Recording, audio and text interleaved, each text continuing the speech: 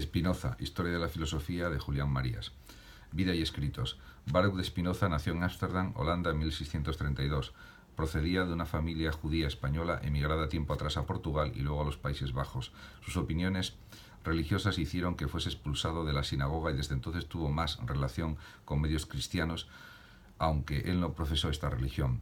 Su nombre hebreo fue latinizado y lo usó en la forma de Benedictus Benito. Vivió en Holanda, sobre todo en su ciudad natal y en La Haya, siempre pobre y modesto, dedicado a pulimentar cristales ópticos. Spinoza, si se quiere Espinosa, en la forma española de su apellido, probablemente la usada originariamente en la familia, fue siempre enfermizo, modesto y con gran necesidad de independencia. No aceptó un nombramiento de profesor en la Universidad de Heidelberg por no comprometer su libertad y tuvo leal amistad con Jan de Witt. Murió joven aún en 1677 a los 44 años de edad. Escribió, salvo alguna obra en holandés, casi todo en latín. Sus principales escritos son el Tractatus de Intellectus Emendatione, el breve tratado de Dios, el hombre y su felicidad, en holandés, el Tractatus Theologico Politicus, el Tractatus Politicus, una exposición de los principios de Descartes, los Cogitata Metafísica y sobre todo su obra maestra, publicada después de su muerte, la Ética Ordine Geometrico Demonstrata. Esta obra está escrita siguiendo la forma de exposición de los libros de matemáticas con axiomas, definiciones, proposiciones con sus demostraciones, escolios y corolarios. Es un ejemplo extremado de la tendencia racionalista y matemática llevada incluso a la forma externa de la filosofía. Metafísica. El punto de partida de Spinoza se encuentra inserto en una tradición filosófica múltiple, desde luego y del modo más directo en la próxima tradición cartesiana. Además está enlazado con una tradición escolástica, sobre todo con el escotismo y el ocamismo, y conoció y estudió a Suárez. Tiene también contacto con las fuentes hebreas, en primer lugar la Biblia y también el Talmud. En segundo lugar, los filósofos judíos medievales, principalmente Maimónides y la Cábala. Hay que añadir otro momento que es la tradición griega, en especial el estoicismo, y desde luego la influencia de la ciencia natural contemporánea y de la filosofía de Giordano Bruno y de la teoría del Estado y de la política de Hobbes. Estas son las raíces principales del pensamiento de Spinoza que le confieren un carácter peculiar dentro de la metafísica del siglo XVII. La sustancia. Spinoza parte de la situación de Descartes. Este decía que por sustancia se entiende aquello que no necesita de nada para existir, y en rigor solo podría ser sustancia Dios. Pero luego encontraba otras sustancias que no necesitan de otras criaturas para existir, aunque sí de Dios. La res cogitans y la res extensa. Spinoza toma esto con todo rigor y define la sustancia de este modo. Por sustancia entiendo aquello que es en sí y se concibe por sí, esto es, aquello cuyo concepto no necesita del concepto de otra cosa por el que deba formarse. Por tanto, para Spinoza no va a haber más que una sustancia única. ¿Qué son pues las demás cosas? No son sustancias, son atributos. El atributo es lo que el entendimiento percibe de la sustancia como constituyente de su esencia. Hay infinitos atributos, pero el intelecto no conoce más que dos: cogitatio y extensio, pensamiento y extensión. Es decir, la res cogitas y la res extensa cartesiana, rebajadas en jerarquía ontológica, ya no son sustancias sino simples atributos de la sustancia única. Las cosas individuales, que ya en Descartes quedaban desposeídas de su tradicional carácter sustancial reservado a las dos res, son modos de la sustancia, es decir, afecciones de ella, aquello que es en otro y se concibe por otro. Estos modos afectan a la sustancia según sus diferentes atributos. Dios. Spinoza define a Dios como el ente absolutamente infinito, es decir, la sustancia que consta de infinitos atributos, cada uno de los cuales expresa una esencia eterna e infinita. Este ente coincide con la única sustancia posible, es el ente necesario y a se, y queda identificado con la sustancia. Los atributos de esta son los infinitos atributos de Dios. Y este Dios de Spinoza, igual a la sustancia, es naturaleza. Deus sigue natura, dice Spinoza. La sustancia, o sea Dios, es todo lo que hay y las cosas todas son afecciones suyas.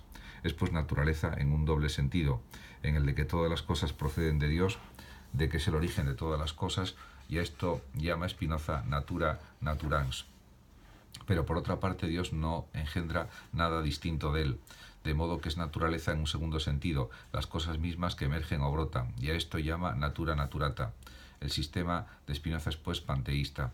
El Dios de Spinoza está expresado por las cosas individuales en los dos atributos fundamentales que el hombre conoce, pensamiento y extensión. Vuelve pues al esquema cartesiano, pero con una modificación esencial. De las tres sustancias de Descartes, una infinita y dos finitas. Solo la primera conserva el carácter sustancial y las otras dos son atributos suyos. La comunicación de las sustancias. Hemos visto aparecer este problema en la metafísica cartesiana y su primera solución ocasionalista. Malebranche niega que haya efectivamente una comunicación de las sustancias. La doctrina de Spinoza es todavía más radical. Consiste en negar lisa y llanamente toda pluralidad de sustancias. No hay más que una, con dos atributos de la misma. No puede haber comunicación sino solo correspondencia. Hay un estricto paralelismo entre los dos atributos conocidos, extensión y pensamiento, de la sustancia única, por tanto entre la mente y las cosas corporales. Ordo et connexio idearum idem est ac ordo et connexio rerum. El orden ideal es el mismo que el real, y justamente al hacer perder a la extensión y al pensamiento en suma al mundo, en su más amplio sentido, el carácter subsistente que aún conservaba en Descartes, para reducirlo a meros atributos de la sustancia única, es lo que obliga a identificar a esta con Dios por una parte y con la naturaleza por otra. Deus sive substantia, sive natura.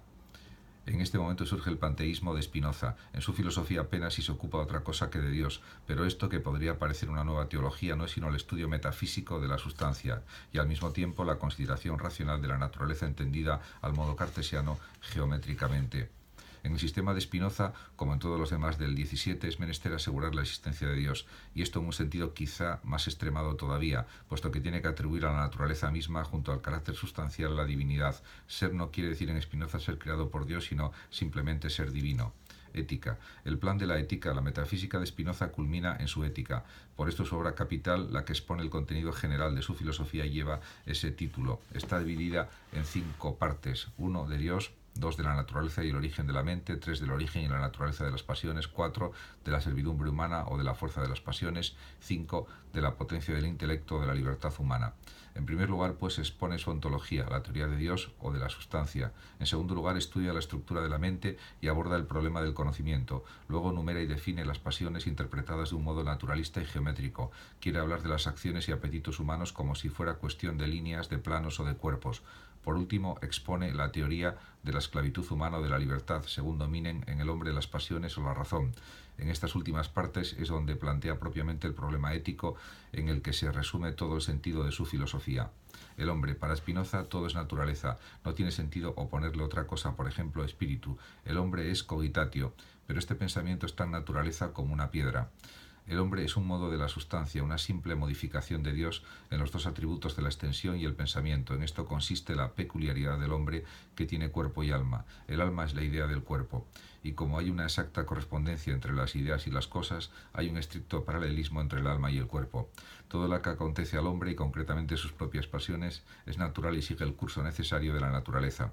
Para Spinoza, se dice libre la cosa que existe por la sola necesidad de su naturaleza y se determina a obrar por sí sola. Es una idea de la libertad dentro de la cual solo Dios es libre.